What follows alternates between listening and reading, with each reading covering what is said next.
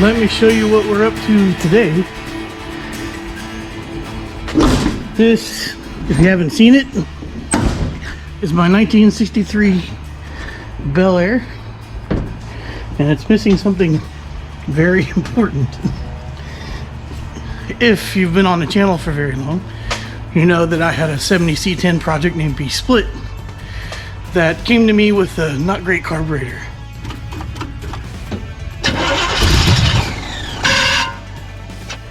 So my intention was to borrow the carburetor from the Bel Air, put it on B-Split until I got ready to sell it, buy another carburetor and go from there. But it sold so fast, I let it go with the carburetor that was on it. So because of Holley shipping issues and things like that, I didn't realize it's going to be so difficult to get a carburetor. And it took a while until one became available and I bought it. So today, that's all I'm doing. I'm going to throw a new Holley carburetor on this thing, get it running again, get it home and wash it and get it cleaned up and take it for a little bit of a drive today. That's the plan. So hang tight and I'll show you the carb. All right, here is what we are working with. It's pretty much the same carburetor that was on it before, which was a Holley Street Avenger 570 carburetor. I was really hoping to find an electric choke, but I wasn't able to. So this is a manual choke, but this one, not that it makes much difference to this car, is all aluminum. So it's a really nice piece, nice and pretty and polished. It's gonna be hard to keep clean. It doesn't go with the black and red motif of my engine, but it's an awesome carburetor. So we're gonna slap this thing on here today. It shouldn't be too big of a deal, and I doubt we'll have to make too many adjustments because these things come pretty well adjusted out of the box.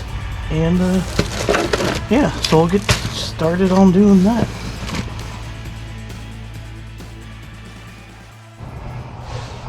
The first thing I did was, which I mean, kind of self-explanatory, is I pulled all the old gasket material off of the base.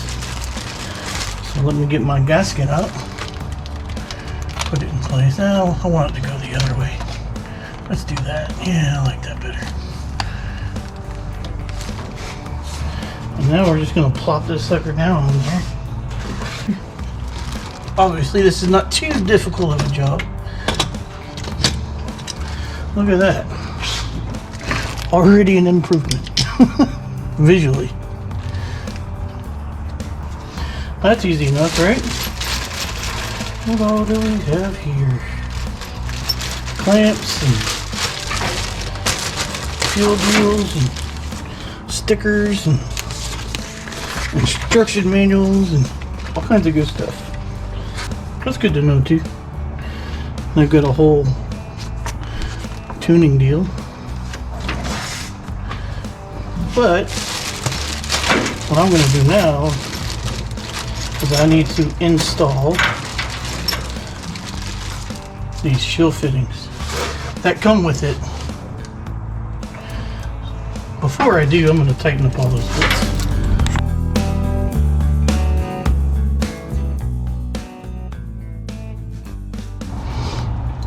Alright, now shield fittings, you know, they're flared for this, so they should go right in and tighten down. You don't need a gasket or anything.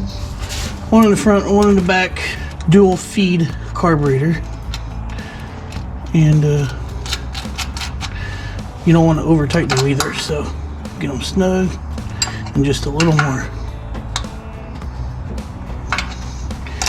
All right. For those of you that are looking at this old fuel filter because they like to leak and cause problems, I am replacing it. It's just what I have at the moment, so we're gonna deal with it for now, right? And it comes with all this stuff already in it.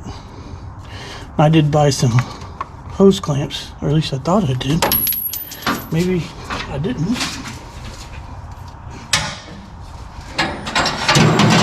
we might be limited here. Let me figure out what I'm gonna do. Not an ideal situation. So this kit comes with these clamps, and they're like spring pressure clamps, and I'm just not a big fan.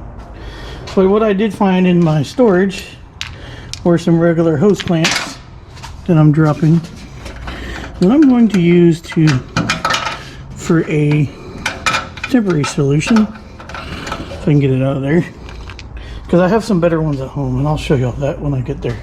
They actually, in fact, I can show you all that now. They look like this. So when I get home, I'm going to buy those because they don't cut into the fuel line, or I'm going to install those because they don't cut into the fuel line. So let me throw the hose kit on now, and then we can go from there.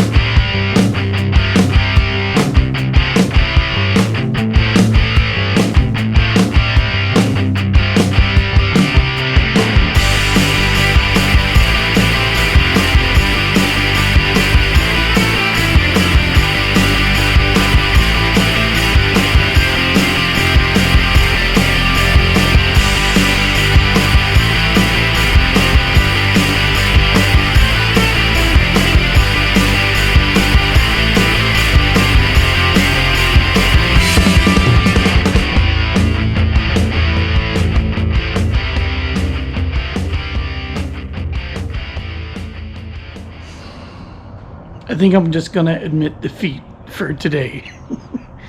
Sitting here contemplating it. Let me show you what's going on.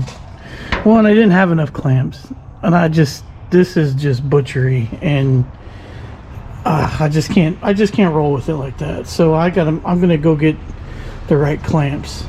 Clamps wouldn't be too big of a deal because I have them at home. But what I also realized is I don't have the correct throttle return spring and some other items for the linkage, and I don't want to. I feel like I'm just kind of rushing this thing and putting it together to get it running, and it needs more attention than that. So I'm gonna stop. I'm gonna push it back in the storage for a little while, and I'm gonna debate if I'm gonna replace all the line with AN line and a different fitting. I don't know if I'm gonna do that right away because that's a little expensive, but I am gonna replace this fuel filter. I'm gonna put it down here and further in line, and just kind of change some things up because this isn't the right way to do it. So let me do it the right way, a little bit more safe, a lot cleaner, and I won't be upset about it. So that's my plan. So I'll see y'all maybe tomorrow, which is probably 10 seconds in your eyes. If not, it'll be pretty soon. So let me do some research and see my next steps.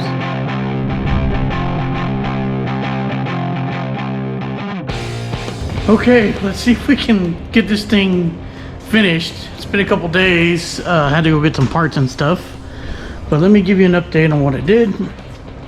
So we've got the fuel line hooked up with good clamps now. I feel a whole lot better about these. They don't cut into the line as well as the others do, and it's not jerry-rigged with some of the other stuff that comes with it.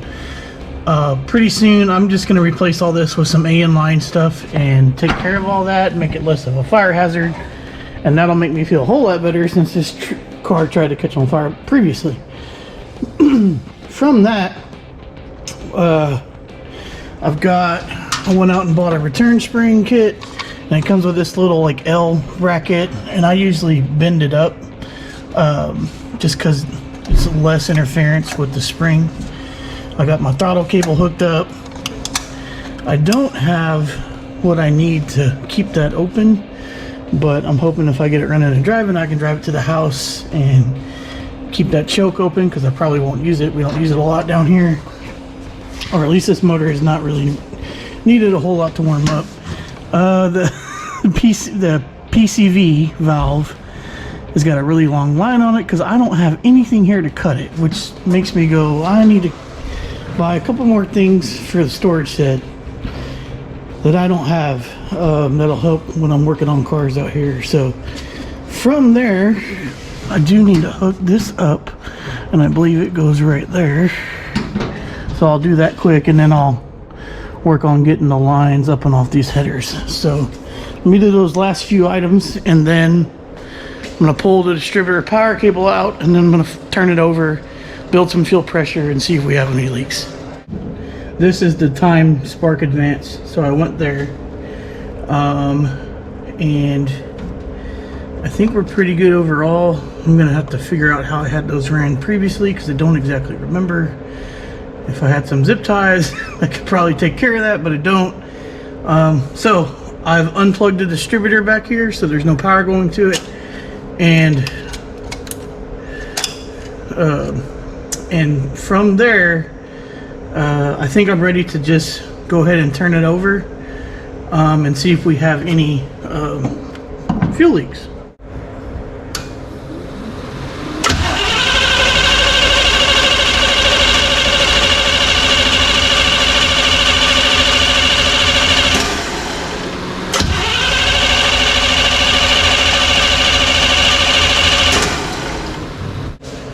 Alright, so that's definitely full. I don't have any leaks here.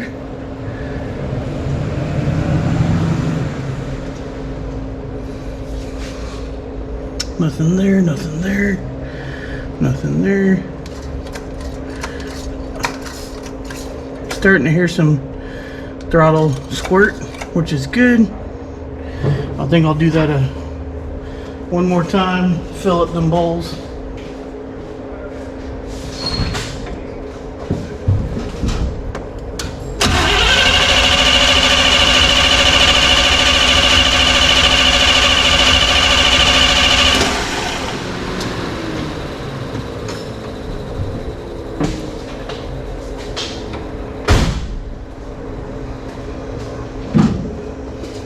Okie dokie, any difference?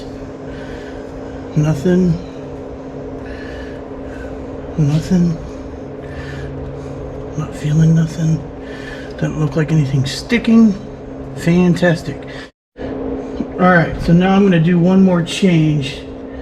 Not necessarily a change, I just want to check where these idle air mixture shookers are. So yes, that was only half out. So I'm going to go, that's a half a turn, one full turn, and another half. So I'm gonna go 1.5 out because that's just where I've had luck. I am not a pro on these things. Same thing here. So that's half a turn, another half. So that's 1.5. You know what? I'm gonna go one more and go 2 on it on both of these. So it'll be 2 full turns out. So that's the idle air mixture screws. I've got glass sight so I can see fuel in the bowl. I can't show you that because there's no way you're going to be able to see it, but that's awesome. Okay, let me hook up the throttle, the spark, and let's try to start this thing. What do you think? Okay, here we go.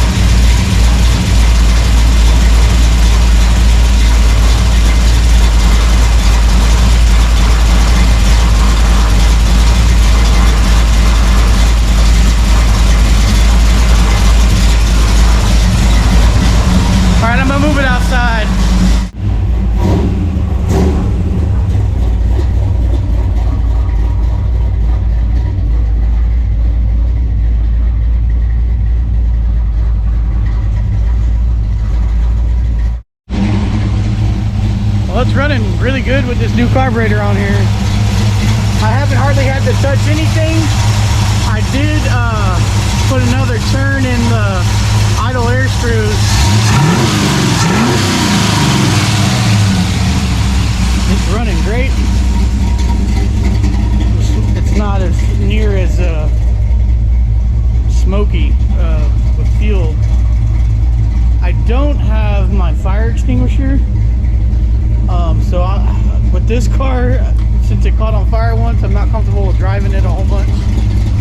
But we'll take it around the block here, and then I'll go get a couple more things, and maybe I'll swap it out for the weekend with something else, and yeah, that'll be fun. So let me get it to where I can drive it. All right, poor, dirty, filthy car needs a bath pretty bad.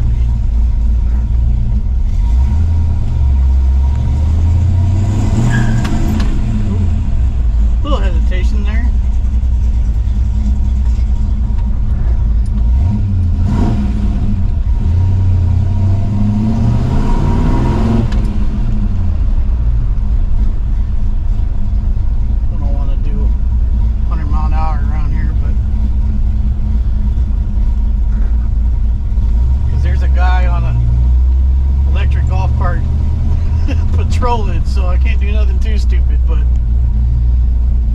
man, it's running good. Running real good.